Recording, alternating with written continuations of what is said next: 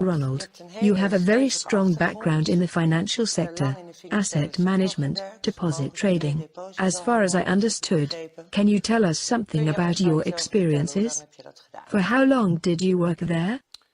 Well, my experiences are more complicated than what you mentioned just now. Actually, I have been an entrepreneur my entire life. Independence being the key component to me. I have once tried being an employee, but that didn't work out. Being an entrepreneur, I have seen many sectors, amongst which I have experienced the financial world. All my other companies as an entrepreneur, like my own fashion line for ladies, car dealership and also import-export, had me involved to such an extent with building up my own fortune. It inherently guided me into the world of finance. Working in import-export, you encounter different currencies and you have to go to the exchange to trade through brokers. And one of the brokers said at some point, "Ronald, I've been looking at your life for a long time and you are always busy. You earn money, we know, but what is your goal?" And I replied, "The only goal I have as an entrepreneur is to earn as much money as I possibly can. Because, the more money I have, the quicker I can retire, be free and of course have status. Basically everything you want in this society, or at least, that's what I thought back then." So the broker said, "In that case, stop what you are doing now, stop with all those companies and just start dealing money, go into the financial world." And that is the beginning of that situation that is connected to your original question. The broker had a place in the exchange market and he dealt in currencies, deposits, so trading in assets to make money out of differences in interest rates, and that involved the aforementioned asset management.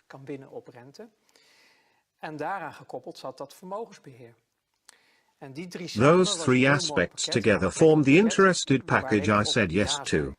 He said, "All right, you can take my place here, I'll train you, introduce you into the network, but in exchange I want 10% of your annual earnings."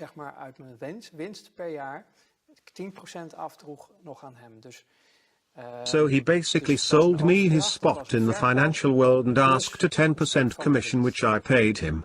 I said, "Yes, fine with me." Then he replied, "There is one thing you need to know. If you can't put your conscience in the proverbial freezer, and I don't mean on -18 degrees, but on -100 degrees, then don't get involved in this." That was the message. You want a lot of money, you can obtain that, I can help you, but it comes at a great cost. Because you cannot do this with a clear conscience. Well, I laughed at that. I was young and naive. From my youth, from the way I came into life, my far from ideal youth led me to develop a certain view of the world and humanity. What do you mean by that? No warm, loving family? My mother always did the best she could to make us feel loved. But she was hampered by that due to the behavior of my father, who caused us to feel more like we lived in a war zone with each other. That isn't an exemplary situation to grow up in. And as a child growing up like that, led me to believe that the world and humanity are far from great.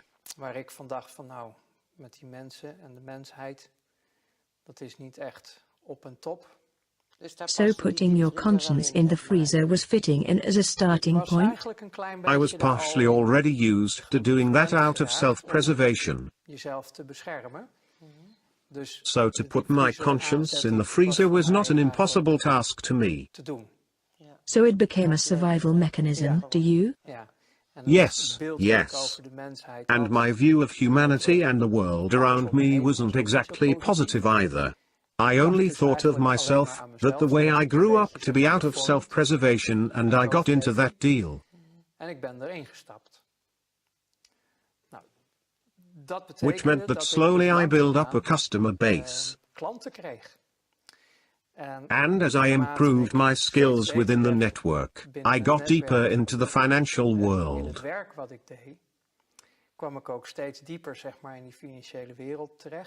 And then it turns out the world is really small, and you keep noticing that. Even when I was still working in import-export, dealing in grain and such, you notice it is just a small circle. And if we talk about the hardcore circle in the financial world, I don't mean Miss Jean at the bank, but the big global flows of money which you use for trading.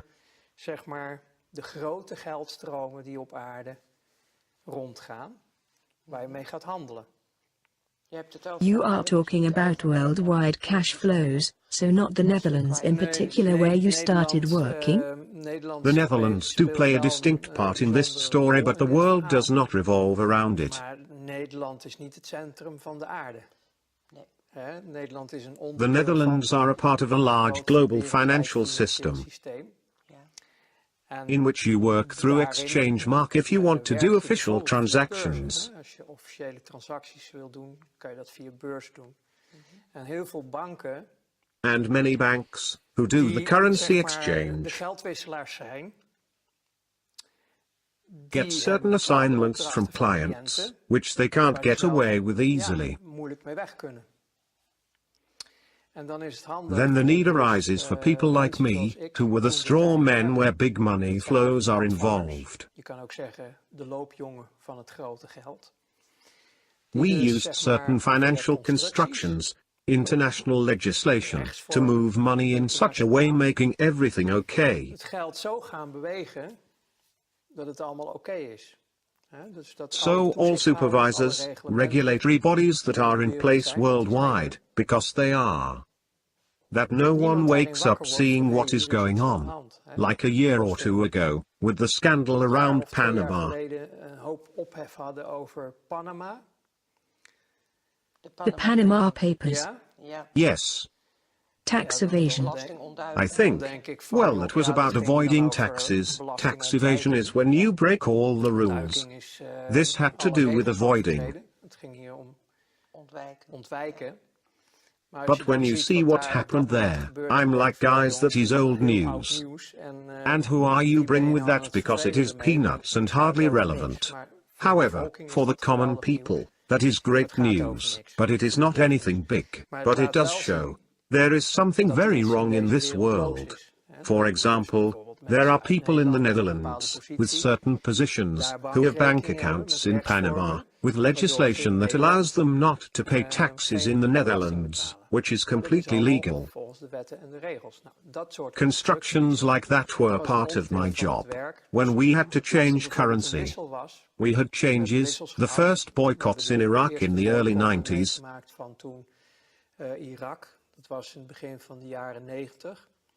When there was a boycott in Iraq because of the war that started there. And we were confronted with what we called Iraqi dollar. Iraqi dollars, which were actually American dollars. The American dollar has a direct relation to the oil prices, which made it a world trading currency backed up by oil. As long as that connection is in place, the dollar has a value. Officially, the Iraqi people weren't allowed to sell their oil due to the boycott. In theory, that is, because never before there was such a big business in oil. With discounts in this case, because officially it wasn't allowed, so with discounts it still crossed the borders. These dollars, because the energy was always paid in the dollars, so the Iraqi dollars had to go somewhere. You couldn't just take them to the desk at the bank because of all the regulations and checks did provide a certain protection. Because money laundering and criminality wasn't anything new back then. Now we call it terrorism. But that was then also the case. So, then you need people to take the heat. As straw men, you got invited to a bank, for example, in Germany's, with basements full of trucks filled with money. And then you think, sure. trucks, transports, a busy company. Come with me, then they show you they are all filled to maximum capacity with dollars. And they tell you we need to get rid of all this cash. So change them pounds, German marks, this, that, in such way, and it needs to go there and there. Are we now talking about money laundering? Well, processing cash. Processing cash in such a way that we can legally reintroduce it into the money circuit. So that was your task? That was an assignment my colleagues and I got. You are never alone on an assignment, because you cannot do this on your own. It is not possible. We all know Scrooge McDuck scooping money with his shovel. Well, we literally had to do that over there. It was impossible to process all at once. So, then you need to find a way. Cash used to be the predominant way of paying, where nowadays most is digital. But you tried to find a way to process the cash. How do you reintroduce the cash into the circuit so Iraq can deal in its soil without being hampered? Because they are the ones that own the money. Iraq doesn't want. Look, you mentioned money laundering, but what it was about the boycott, Iraq had to stick to the rules, and buy, everything you want to know about the world. You can know by following the money. That is the bottom line. Everyone can say blah, blah, blah, but make sure you follow the money, then you'll find the truth. Same thing goes for that situation. So the only thing Iraq and their buying partners wanted was to remain free of any accusations. Because the partners who bought it were the ones placing the boycott in the first place, but they are actually all friends on the same side. Everybody thinks there are opposites like good and bad guys in the world. But on the higher levels, it is just a game and they are all working together. However, they do have to stick to the rules and regulations they themselves have created to keep the rest of society suppressed and make sure that it will not be too crowded at the top. So you have to play by your own rules. So what is going on there is to make sure that nobody can trace you, apart from the elite themselves. Nobody in lower ranks can find out what really happened. Compartmentalized, that's how we call it. Yes. Everyone knows only his own little piece. Only the elite knows what is happening. Yes, but because we were doing the dirty work, we had to know a lot. Because we couldn't afford to make any mistakes. How high in the pyramid did you get? Were you close to the top of the pyramid? Well, we were communicating with them. My ego would have loved it when I got to this position of belonging to the top itself. Nowadays we still talk about 8,000 to 8,500 people in the world who run the entire world. It would have been amazing to get into such a position back then. All right, but if we say the top knows 100%, can you estimate how much you knew and understood of what happened? In my work, I had to know 100% of what was going on. There was no other way, because of the interests of the people involved were huge. Especially for the top. If I wouldn't know all the details, I would end up making mistakes. Which would cause a spin-off, because those mistakes would be detected. Then the people that don't know anything about it would interfere. We are talking about having nerves of steel to function at this level. So did you have nerves of steel? Yes, it worked just fine. The freezer worked very well for you.